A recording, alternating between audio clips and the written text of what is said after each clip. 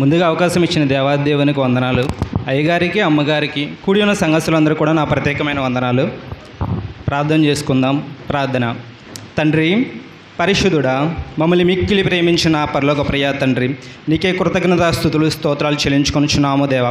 గడిచిన కాలమంతా నీ అమూల్యమైన రెక్కల కింద మమ్మల్ని భద్రపరిచి ప్రేమించి దీవించి ఆశీర్వదించిన విధానాన్ని బట్టి నీకే కృతజ్ఞతాస్తుతులు స్తోత్రాలు చెల్లించుకొనిచున్నాము దేవా.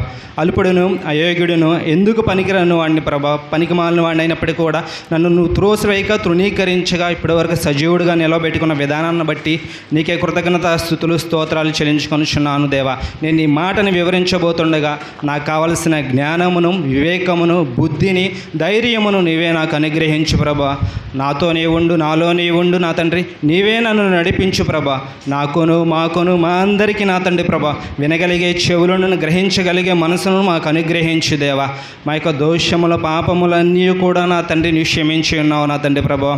సిలువలో నా తండ్రి ఆఖరు రక్తపు బొట్టు వరకు నా తండ్రి నీ అతి పరిశుద్ధమైన రక్తమును మా కొరకై చిందించున్నావు దేవా. అందుని బట్టి నీకే కృతజ్ఞతాస్తుతులు స్తోత్రాలు చెల్లించుకొనిచున్నాము నా తండ్రి ప్రభా.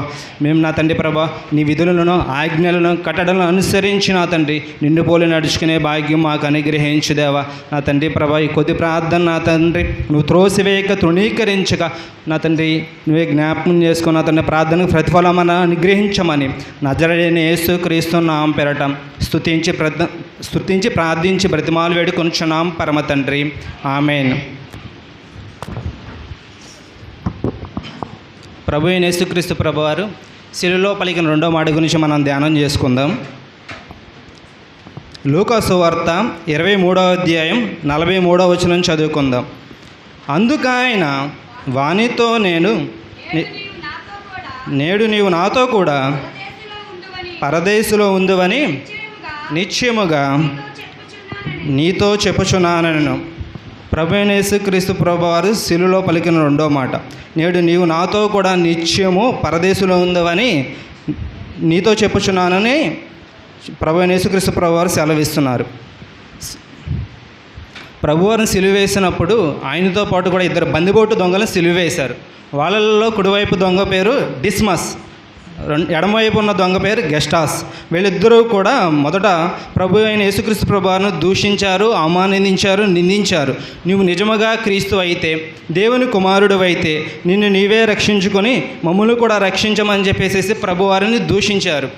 ఆ తరువాత రెండవ దొంగ మొదటి వాడిని గద్దించి ఈ శిక్ష నీకు నాకు న్యాయమే, ఎందుకంటే మనం చేసిన పాపములను బట్టి, మన అతిక్రమములను బట్టి, మన దోషములను బట్టి ఈ శిక్ష మనకు విధించబడింది. కానీ ఈయనైతే పరిశుద్ధుడు, నీతిమంతుడు, ఈయనలో ఏ పాపము లేదు, ఈయనకి అన్యాయంగా ఈ శిక్ష విధించారని చెప్పేసి ఆ దొంగ మొదటి దొంగలతో మాట్లాడతాడు, గద్దిస్తాడు అన్నమాట.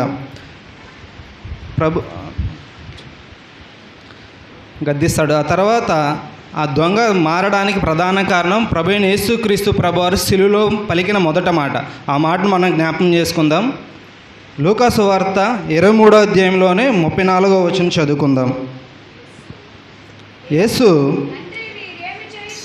తండ్రి వీరేమి చేయుచున్నారో వీరెరుగురు గనుక వీరిని క్షమించమని చెప్పాను. చాలండి. ప్రభు అయిన యేసుక్రీస్తు ప్రభువారు శిలువలో కూడా అంత వేదన నొందుతూ కూడా తనను హింసించే వారిని, గాయపరచు వారిని, దూషించే వారిని కూడా ఆయన ఏమీ అనకుండా మౌనంగా వారు చేసిన పాపములన్నీ కూడా క్షమించి ఉన్నాడు. తనను గాయపరచు వారిని కూడా ఆయన క్షమించి ఉన్నాడు. ఆ మొదటి మాటలను బట్టి ఆ దొంగలో ఒక మార్పు అనేది వచ్చి ప్రభు అయిన యేసుక్రీస్తు ప్రభువారే నిజమైన దేవుడని గుర్తించి ఆయనకి ప్రార్థన చేశాడు. అక్కడ అంతమంది అధికారులను, ప్రధాన యాజకులను, జ్ఞానం కలిగిన ఎంతోమంది ఉన్నప్పటికీ కూడా వారందరూ కూడా దేవుణ్ణి తృణీకరించి ప్రభు అయిన యేసుక్రీస్తు ప్రభువుని దేవుడిగా అంగీకరించలేదు, తృణీకరించారు, పైగా సిలువకు అప్పచెప్పారు. కానీ ఈ దొంగ మాత్రం అప్పుడు దొంగ అయినప్పటికీ కూడా తను చేసిన పాపములన్నీ ఒప్పుకొని పశ్చాత్తాపడి మారు మనసు పొంది ప్రభువారిని యేసుని రాజ్యంలోకి వచ్చినప్పుడు నన్ను జ్ఞాపకం చేసుకోమని చెప్పేసేసి ప్రార్థన చేసి ఉన్నాడు. ఆ ప్రకారమే ప్రభువైన యేసుక్రీస్తు ప్రభువారు నేడు నీవు నాతో కూడా పరదేశంలో ఉందని నీతో నిశ్చయముగా చెప్పుచున్నానని చెప్పేసేసి తన ప్రవచన నెరవేర్పుగా ఈ మాటలన్నీ పలికి ఉన్నారు. మత్తయి సువార్త 1వ అధ్యాయం 21వ వచనం చదువుకుందాం. ఆమె ఒక కుమారుని కనెను, తన ప్రజలను తన పాపముల నుండి ఆయనే రక్షించును గనుక ఆయనకి యేసు అనే పేరు పెట్టిదివనెను.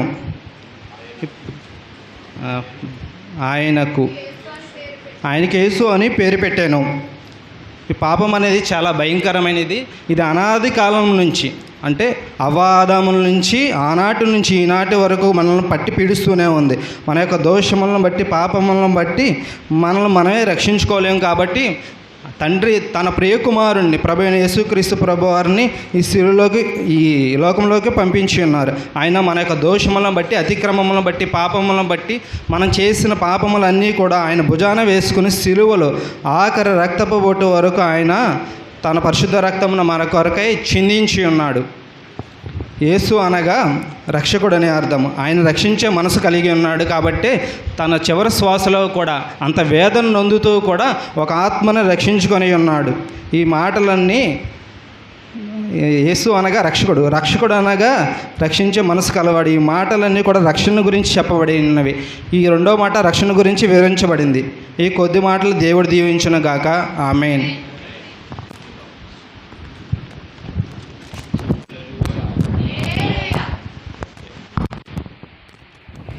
అందరూ ఒకసారి దేవునికి స్తోత్రాలు చెల్లిద్దాం. హల్లెలూయా, హల్లెలూయా.